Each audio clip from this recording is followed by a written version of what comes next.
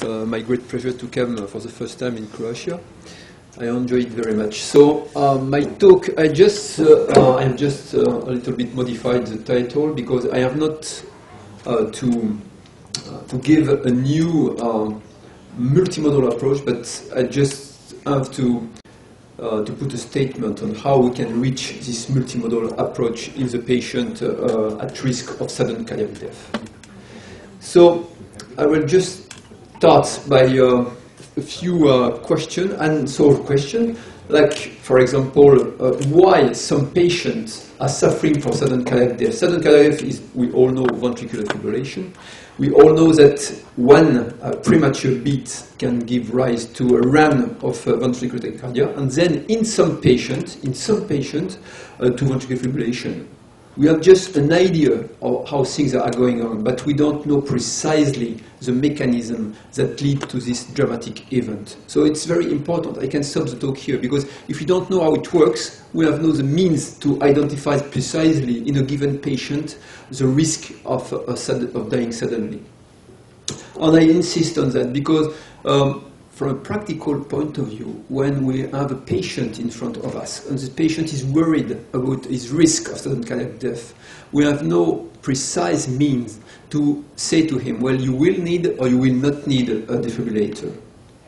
The problem is that we have this defibrillator. We know it's very efficient, it's highly reproducible in terms of detection, but we don't know exactly to which patient to prescribe this very expensive and sometimes dangerous therapy. The other point is the lack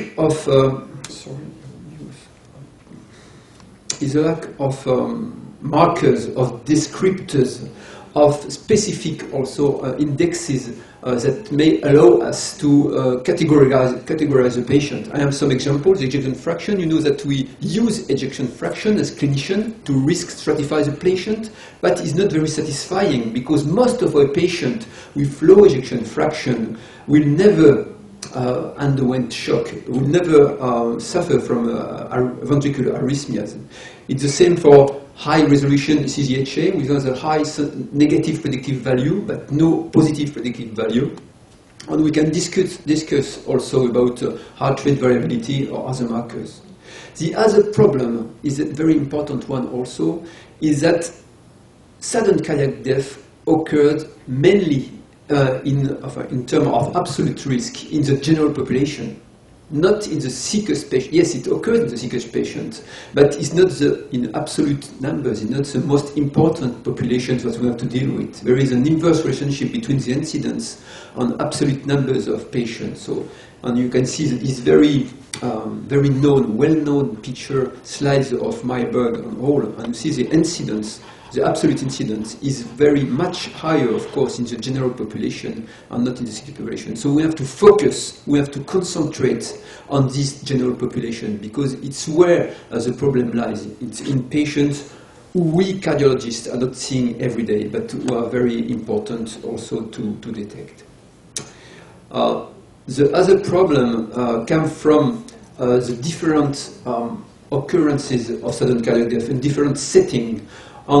There is no one sudden cardiac death, one VF, but many settings, many different environments that can lead to sudden cardiac death.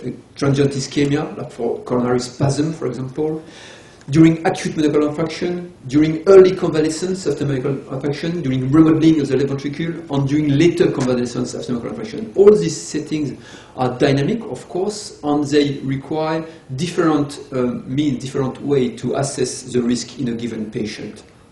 And we'll just here to a scheme of this different setting. You know, stable patient with coronary spasm, for example, acute occlusion. we know well this setting, and then chronic substrate. You know, with just a scar in the ventricular myocardium, and this scar in some patient may be a sign of increased risk of ventricular stability. So, with this in mind, we can just put some other information about this patient, like to take into account risk factors for coronary atherosclerosis. And we know that statin, for example, just by lowering cholesterol, may decrease sudden cardiac death incidence.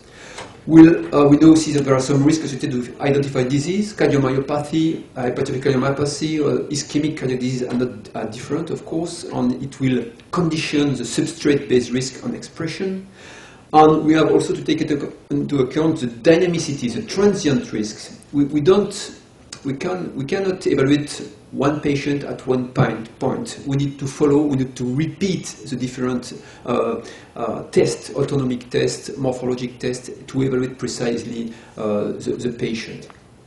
And of course, we are going toward a personalized risk evaluation rather than group risk evaluation.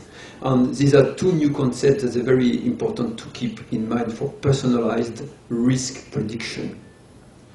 And here you have, of course, the critical pathways that we know about this question. And once again, there is some unknown parts, there is some gray zones, but we know we speak about triggers, we speak about autonomic nervous system, we speak about genotyping, as we will see, we speak about structural components that will expose the patient to the electrical instability and to the ventricular fibrillation.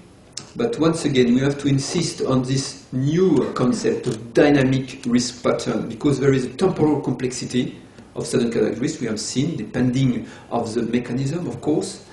We have a temporal complexity of the substrate, and we need to assess the patient with a dynamic risk profiling method. And we need to integrate the risk by defining a new risk density by using bioinformatics, defining cumulative effect modeling. So perhaps it sounds rather complicated, but it's really what is going on. I mean, in everyday practice, it's rather what we can call a stochastic approach. You know, it's a method of probability, but it's rather different, and we have to take care of these new approaches. So what we are proposing, I will speak of two projects, one European and one French project, is a multimodal approach which include genetics, genotyping for the personalized risk, innovation, the autonomic nervous system, environment, and I will not speak, of course, some environment pollution, climate, etc., but also infection, viral infection. Some viruses like Coxsackie-B virus are more and more increasing name as a potential culprit of sudden cardiac death with inflammation. And of course, the myocardial substrate. And we have now, nice imaging technique with myocardial resonance imaging, and we can quantify the abnormalities in the muscle. So let's talk first about the innovation. The heart is the most innervated organ in the human body, and each myocyte is accompanied by one nerve fibers, and it's very well unknown field because it's very difficult to assess the autonomic and the innervation of the heart. Very, very difficult. We have some imaging like MIBG, scintigraphy imaging. We have PET imaging with M2MB. For the vagal part, acetylcholine part, for the MIBG, meta-iodobasil guanidine scintigraphy, we are assessing the adrenergic system in a planar tomographic view, and we have an example here of these different nice images, so we can assess precisely how the heart is innervated. You have planar imaging in a patient with MI, mitral infarction. You can imagine here the heart. Here it's the liver with abnormal uptake, the lungs on both sides. We see here an amputation, a defect in the MIBG innervation. Here we have a long QT syndrome patient, not normal heart. You have completely absence of innervation. So this is the intrinsic factor that may predispose the patient to sudden cardiac death just by a lack of or heterogeneity of denervation. One also important concept is the concept of perfusion innervation mismatch. For example, in this experiment, you have with PET imaging, you have a defect in innervation, you have a defect in perfusion, and you have a scar in this experimental model. And you see the mismatch between the perfusion and the innervation. And at this side, this mismatch together with this anatomical substrate lead to ventricular tachycardia and ventricular fibrillation. And here we have this experience in Lyon. We have 5 patients, with coronary vasospasm, cardiac sudden death.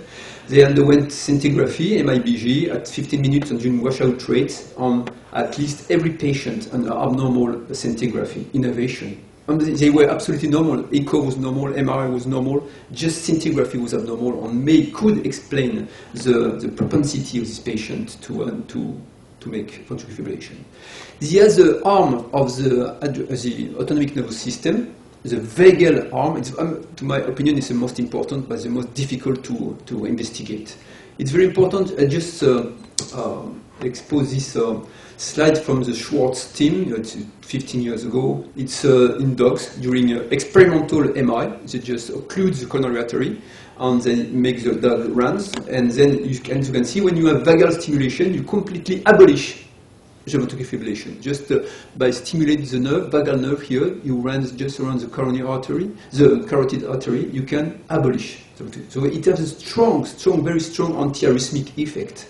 But we have no drug to modulate or to enhance this strong antiarrhythmic effect of vagal nerve stimulation.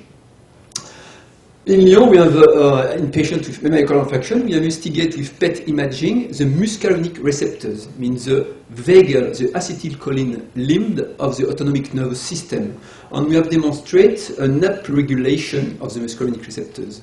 It means that, as we have also downregulation, upregulation in some insult after ischemic injury, in patients with MI, we have an upregulation. It means the organism reacts by increasing the muscarinic receptors. It's like a defense against the arrhythmias to protect against electrical instability. So it's very difficult, it's very expensive, it's PET imaging, so it's around 1,000 euros per patient. So it's very difficult investigation, but it's worth it, and we have to do this kind of investigation to understand better how a patient can develop ventricular arrhythmias. Of course, we have all these parameters, all these descriptors can be linked together with quantitative electrocardiography. That's also one of my messages. I mean, electrocardiography, quantitative electrocardiography, digital electrocardiography can help us to individualize each of these important descriptors. I just have one example of heart rate turbulence, which is a marker of autonomic nervous system imbalance.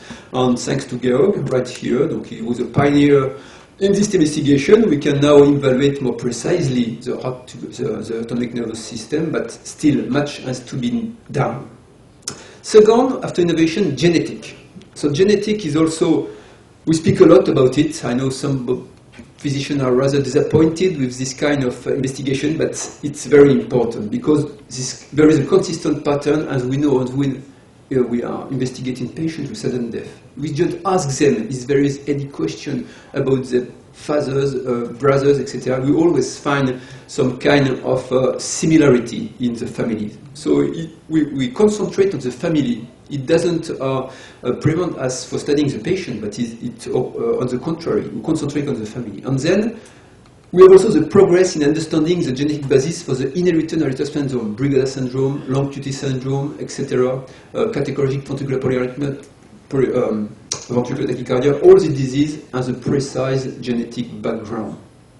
So we can, perhaps in a very schematic view, speak of development of sudden cardiac death with genetic predisposition, as you see here, development of the substrate, and then occurrence of the environmental factors, drug, electrolytes, infection also, once again, is maybe important, and then which lead to sudden cardiac arrest. So we have to take again into account, in a dynamic perspective, all these parameters, all these descriptors. It's very difficult, but we have to.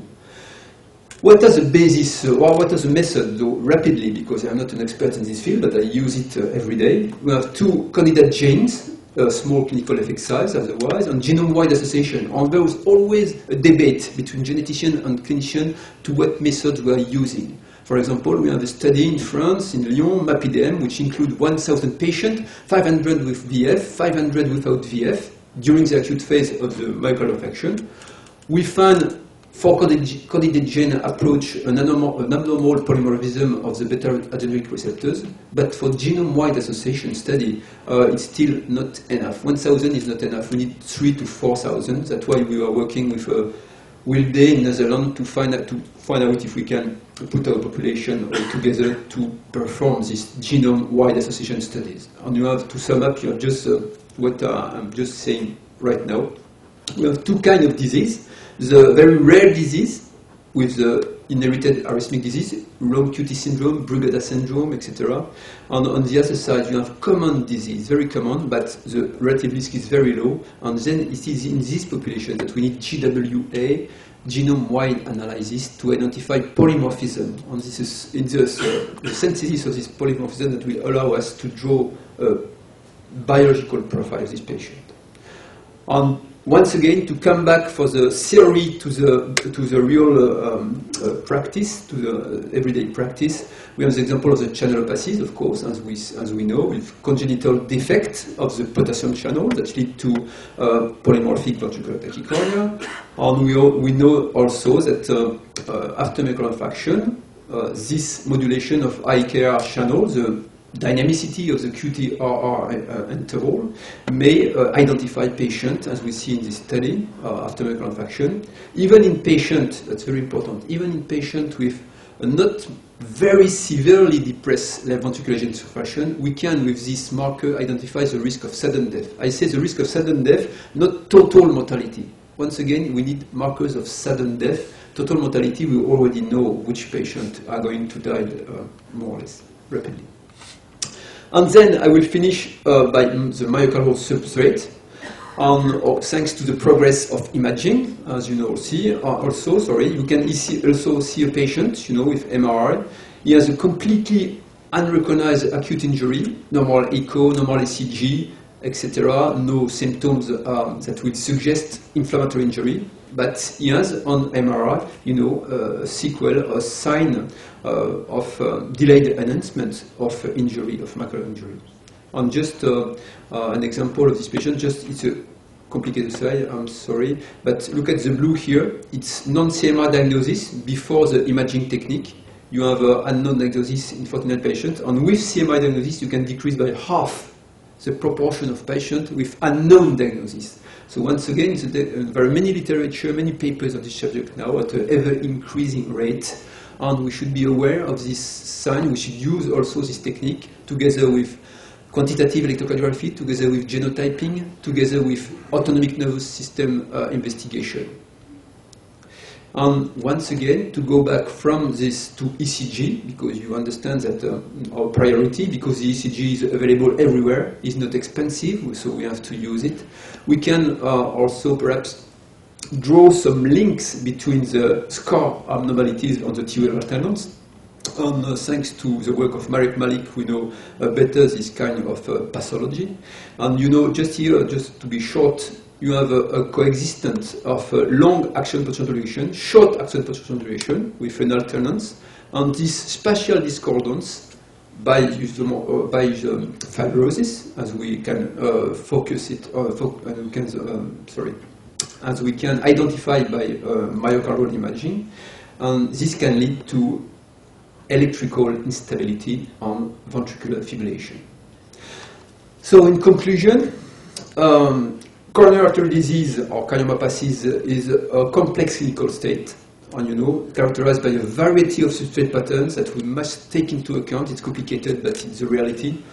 Sudden cardiac arrest is the most challenging because of its unpredictability and susceptibility to triggering, once again, by the variety of modulators. That's very important to state. And the future comes from, of course, a study that will include this integrated approach. And we have one European study, the GEM study group, which integrated genotyping, ECG, quantitative ECG, environment, also investigation, which may lead to perhaps a solution for a better personalized medicine to, once again, identify the patient at risk. We have also the STRAT-MI study, an ongoing study which includes, it's in French, scintigraphy, Holter, also MRI imaging, also on genotyping, of course. Thank you very much.